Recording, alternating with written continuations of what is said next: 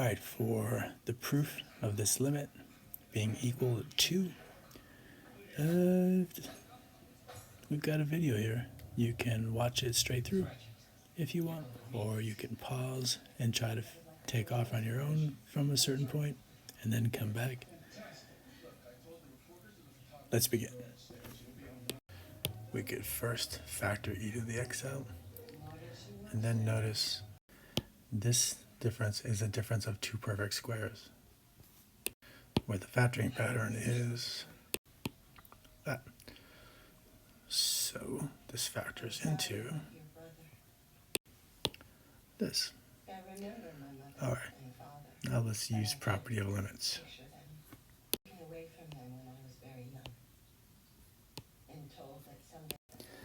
The limit of these products is the product of the individual limits of those factors. So we have the limit of e to the x, the limit of e to the x plus 1, times the limit of this third factor over x. Why do we break it up that way? Because each of these we can easily evaluate with direct substitution. As x approaches 0, e to the x power approaches 1.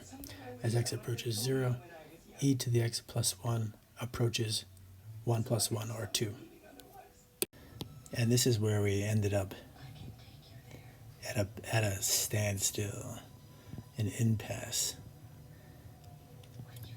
We remembered from Mr. Hubler's class that this limit was equal to 1, and therefore 1 times 2 times 1 is equal to 2, and we're done. But how can we prove that this limit is equal to 1?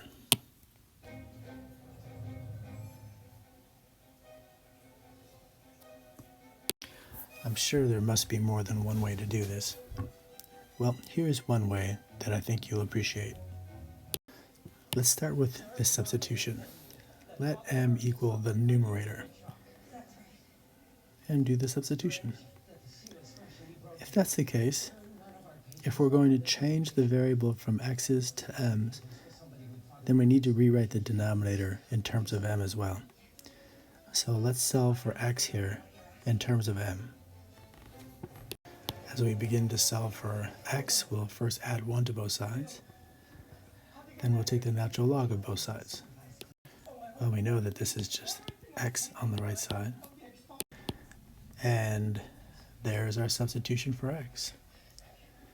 All right, the natural log of m plus 1. All right, so our limit needs to be talking about what m is approaching. Well, we knew that x was approaching 0. So what is m doing as x approaches 0? M is approaching e to the 0, which is 1 minus 1, which is 0. So this limit is as m approaches 0. All right, so if you recall in class, I said that this proof was going to use the limit expression that we proved was equal to the value e, which was this. So what we're missing is an exponent of 1 over the variable that's on the inside of the parentheses. No problem. If m is m in the numerator, then it will be the reciprocal in the denominator. In other words, multiply by the reciprocal of m here, and you're left with 1 on top, and 1 over m multiplied by the denominator. And there we go. We have the property of logarithms. A factor times a log can be rewritten as that factor as an exponent on what you're taking the log of, which is exactly what we wanted. Here we go. And we're going to use properties of limits to rewrite the limit of this function is equal to the function of the limit of the input. You know, the composition of functions rule that we learned 2 class periods ago. That will look like this. 1 over the natural log of the limit as m approaches 0 of m plus 1 to the 1 over m, and that is equal to e. So we have 1 over the natural log of e, which is 1 over 1, which is 1.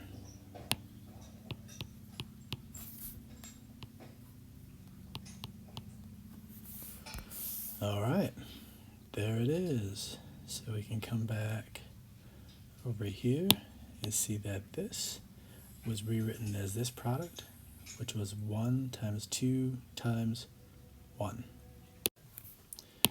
And we can now say quod erat demonstratum.